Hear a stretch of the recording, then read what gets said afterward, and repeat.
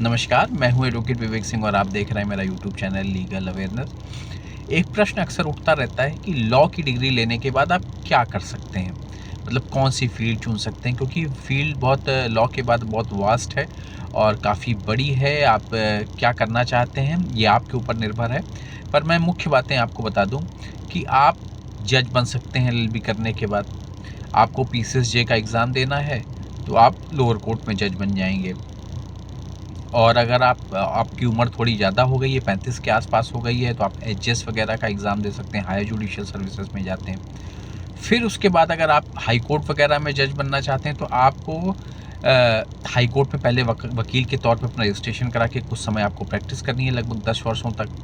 तब फिर अगर आपका नाम आगे रिकमेंड होता है, तो आप हाई कोर्ट के भी जज बन सकते हैं। लेकिन हाई कोर्ट का जज बनने के लिए आपको एग्ज़ाम नहीं देना होता है। आपको वहाँ पर अपना अनुभव सिद्ध करना होता है, काम करना होता है काफ़ी सारा एक वकील के तौर पर। उसके बाद आपका नाम रिकमेंड होता है और अगर लगता है आगे हायर जो लोग सेलेक्ट करते हैं उनको लगता है, तो वो आपको हाई कोर्ट का जज बना सकते हैं। यही सेम प्रक्रिया आपकी सुप्रीम कोर्ट में, वहाँ पर भी आप एक वकील के तौर पे काम करते हैं और उसके बाद वहाँ पे जो भी प्रक्रिया है उसका पालन करते हुए लोगों को अगर लगा कि हाँ, आप सूटेबल हैं हाई सुप्रीम कोर्ट के जज बनने लायक, तो वहाँ पर बनाते हैं। तो आप जज बन सकते हैं सबसे पहले तो, और आप किसी भी स्तर पे बन सकते हैं। लोअर जुडिशरी जो है वहाँ से लेकर सुप्रीम कोर्ट तक के एलएलबी करने के बाद ही आपकी अहर्ता ये हो जाती है जज बनने की।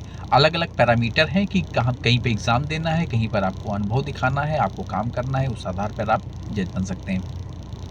इसके अलावा अगर आपको जज बनने में इंटरेस्ट नहीं है, तो किसी कंपनी के आप लीगल एडवाइज़र बन सकते हैं। किसी जो उनकी लीगल टीम है उसको आप हेड कर सकते हैं, क्योंकि बहुत सारी कंपनियां हैं और हर कंपनी के लिए एक तरीका भारत सरकार का भी है कि अगर आपकी एक सेट फॉर्मेट है तो आपको एक लीगल एडवाइज़र की या एक लीगल टीम की आपको ज़रूरत होती है, तो वो लीगल प्रोफेशनल्स को हायर करते हैं।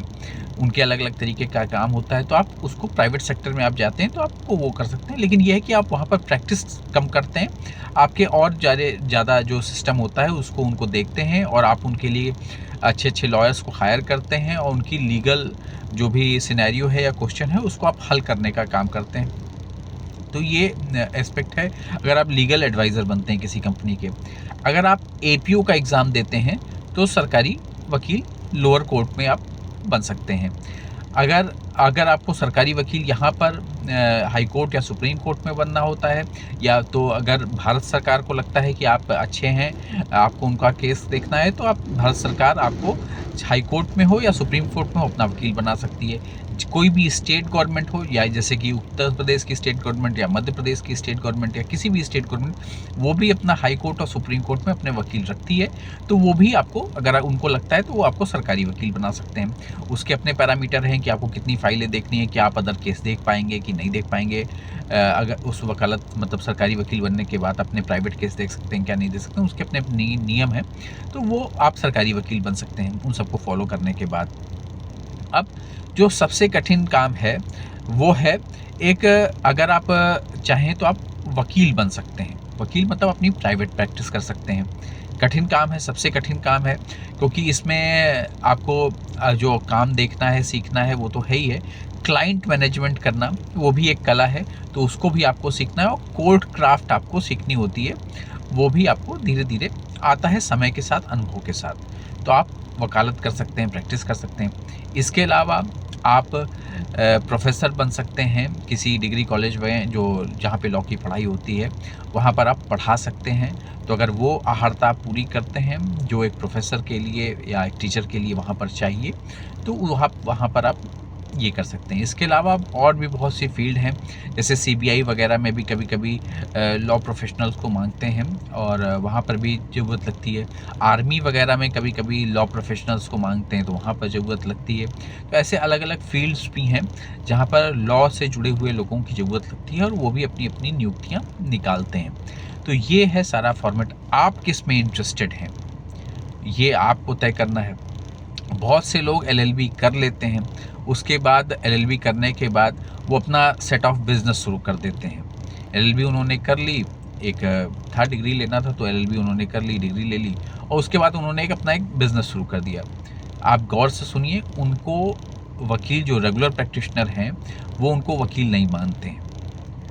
उनके पास डिग्री है नो डाउट, पर उनको वकील इसलिए नहीं मानते हैं क्योंकि वकील उनको मानते हैं कि जो रेगुलर कोर्ट में आ रहे हैं, प्रैक्टिस कर रहे हैं, जो उनको एक सेट फॉर्मेट में आप वो काम कर रहे हैं, कोर्ट में वो अपीयर कर रहे हैं, उनके कुछ अपनी जो है AOR वगैरह होता है, वो उनका अपना नंबर जनरेट कर रहे हैं, नंबर उनका है, AOR नंबर है, और भी सारी फॉर्मेलिटीज़ है वो आप उसको फुलफ़िल कर रहे हैं।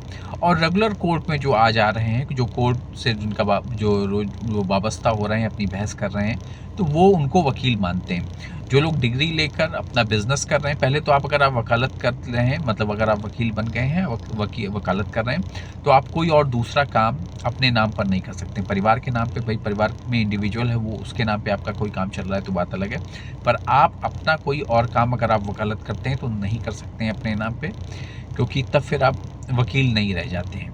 मैं बहुत आसान शब्दों में बता रहा हूँ आपको, बहुत टेक्निकल ना होते हुए। तो ये सारे क्राइटेरिया हैं।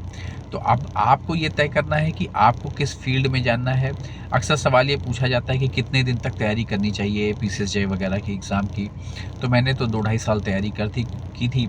कुछ मेंस और इंटरव्यू तक मैं गया था, लेकिन मेरा फाइनल सिलेक्शन नहीं हो पाया, तो मैं तो 2 ढाई साल में वापस आ गया था। अपनी रेगुलर प्रैक्टिस जो हाई कोर्ट की थी उसको मैंने स्टार्ट कर दिया था। आपके पास कितना समय है जब आप PCSJ वगैरह का एग्ज़ाम देना चाहते हैं, कितना समय है, और आपके पास कितना पेशेंस है, और फैमिली बैकग्राउंड आपका किस तरह का है कि वो आपको अप्रिशिएट कर रहा है कि नहीं ठीक है तुम तैयारी करो, हम देखेंगे 8 से 5 साल 6 साल आप ले सकते हैं।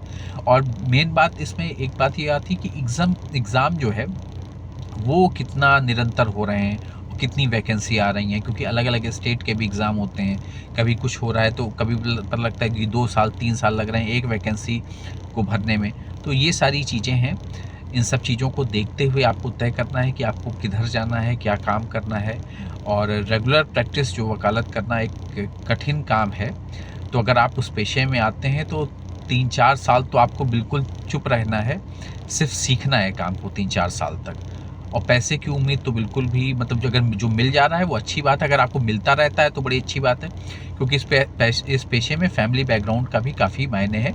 लोग अपना पेशेंस छोड़ देते हैं, तो आप लगे हुए हैं, डटे हुए हैं, अलग अलग उतार चढ़ाव आते हैं, कभी कभी बहुत काम होता है, कभी कभी नहीं काम होता है। लोअर कोर्ट में जो लोग काम करते हैं उनके पास तो रेगुलर छोटा मोटा काम आता रहता है, लेकिन हाई कोर्ट स्तर पे या सुप्रीम कोर्ट स्तर पे पता लगेगा कभी कभी आपको 2 महीने 3 महीने तक का भी, अगर आप फर्स्ट जनरेशन लॉयर हैं तो मैं बात कर रहा हूँ, और आप अगर हर लोअर कोर्ट में जा के वहाँ से काम ले के आने की आपकी प्रथा नहीं है कि आप हर लोअर कोर्ट जा रहे हैं, कभी इस ज़िले जा रहे हैं, कभी उस ज़िले जा रहे हैं, वहाँ पर वकील साहब लोगों से मिल के अपना काम लेके आ रहे हैं। अगर ये काम आप नहीं करते हैं, आप अपने चैम्बर में रहते हैं, अपना काम देखते हैं, तो कभी कभी ऐसा होता है कि आपको 1 महीने 2 महीने कोई काम नहीं आएगा, कभी कभी बहुत अच्छा काम आ जाएगा। तो ये संघर्ष आपको, फाइनेंशियल जो संघर्ष है वो आपका चलता रहता है। और काम कम हो या ज़्यादा हो, जो भी काम हो उसको ईमानदारी के साथ सही ढंग से काम करना आपको आना चाहिए, और यही आपका ध्यान होना चाहिए करने के लिए।